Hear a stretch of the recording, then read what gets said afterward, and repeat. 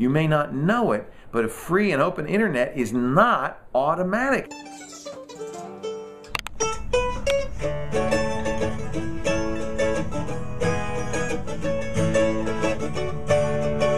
Petaluma, next stop, TWiT Cottage.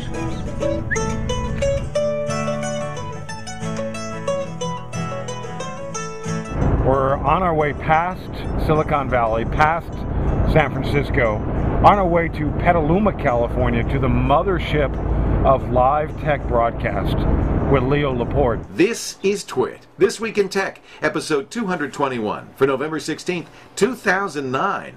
Get off of my planet! Leo Laporte is doing things differently. He's built a network in a cottage on a sleepy street in a small town in Northern California. Marc and I are going to go see what Leo's doing differently. Rupert Murdoch has decided that Google is just a bunch of plagiarists. They're stealing my content. Get off the lawn, you kids! Get off of my lawn! If you look at what big corporations are trying to do with net neutrality, they're trying to control the net. They're trying to make the net a closed proprietary system for their own enrichment instead of the open, innovative, democratic system that it is today. We've got to be very active in defending that. I love my iPhone. I hug my iPhone. You know, it's. Yeah. I have my Mac. I'm talking to you on my Mac. I think what's interesting to me about Apple is that they don't care about the benefit of being a platform that people can build on top of. You know, oppression feels really good and it's very convenient. Oh. Yeah. There you go. Oh, He's right. Man. He's got it nailed it.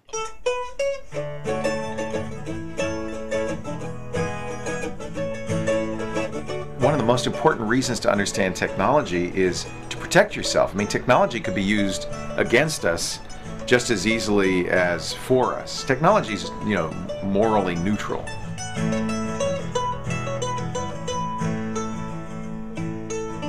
One of the frustrations I'd always had in mainstream media was that there's always a pressure to dumb it down and make it more accessible, right? And they have to because the economics dictate it. Even tech TV, it was so expensive to do. It was $50 to $100 million a year that in order for it to be economically viable, you had to reach an audience of millions. So when I started doing what I'm doing, our costs are way low, pennies on the dollar.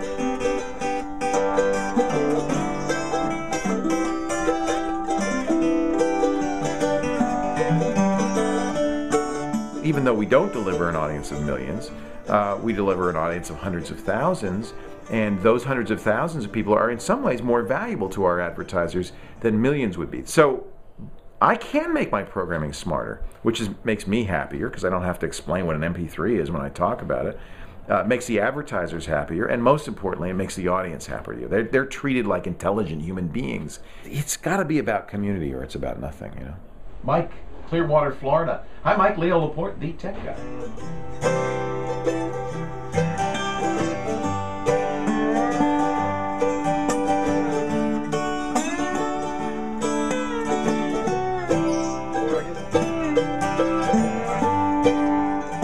So are we going to do any news today? Just curious. Yahoo pulls the plug after 14 years on GeoCities, founded in 1995. Yahoo bought it in 1999. Do we know how much they paid for it originally?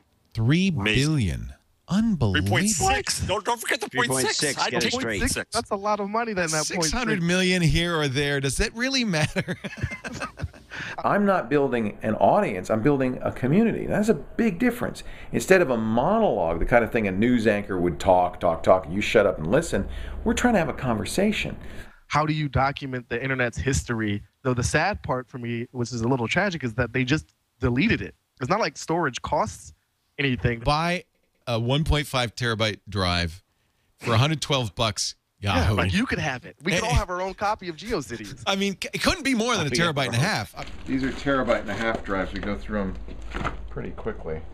That's not really it's kind of the backup recording. What else is up here? There's a 16 terabyte SAN. Follow me. It lives in here. That's 16 terabytes of RAID 5 storage. It's fiber channel going into the Mac Pros, going to the recording computer downstairs. So we record all the videos, and then Tony and I edit the videos right off the SAN. So there's no copying over of files like we used to do. It's all now on a big storage pool. This is where the editors work. All the shows are primarily live to tape, but then we assemble the advertisements at the beginning, the theme music, and now the video opens and we put an ending. We export to video to MP3, we tag, upload, all that stuff. The internet was designed to be completely agnostic about the content, just to transmit bits, and all bits are equal, and it's neutral. That's where the word net neutrality comes from. It's neutral about whatever's going on the internet. It's thanks to that we have a free and open internet, that all this innovation is occurring. I like intimate media. I want to break that fourth wall. I don't really want to be in a situation where I'm isolated and glassed in. So this suits me really well. And you know, we have kind of an open door policy. Anybody can wander in, and they do. 4 people are in the studio, just showed up. Stalkers. They just showed up. How did you find it? I understand one of the couples there is on their honeymoon, and they're in the studio for that reason alone. Ben and Chris Patterson got married 2 days ago.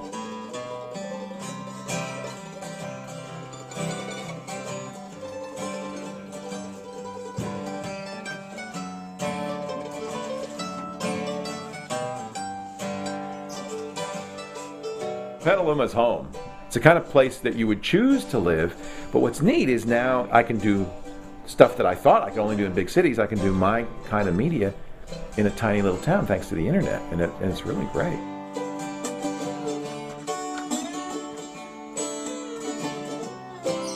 What was it? Was it 94 or 95? The National Science Foundation said, okay, you can now send commercial traffic over the internet.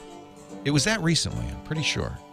No company is saying, well, Leo's undermining our television business. We better make sure that he doesn't look as good for now.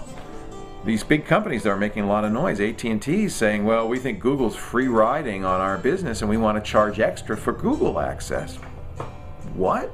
The reason Google ads work is because they have relevance, and it's also tied to the experience you're going under right then.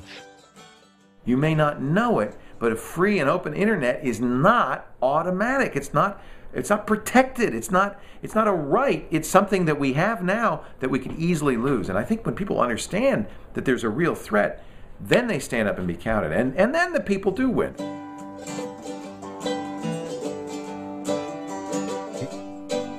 What an awesome time with Leo Laporte. And what is he teaching us is that you got to elevate that level of conversation when you own your network. And that's today. You can own your own network and ask big questions. It's pretty exciting times.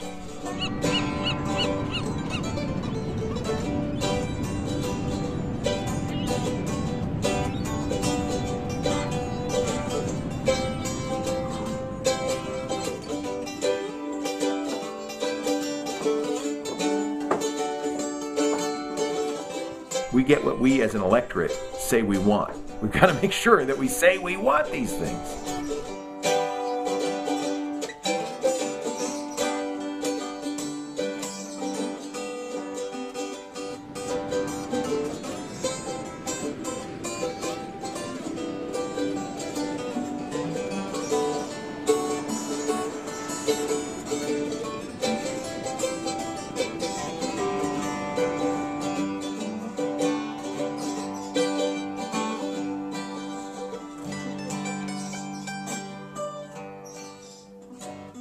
That's probably about as good as it's going to get today. That's so awesome. We got through without a phone call.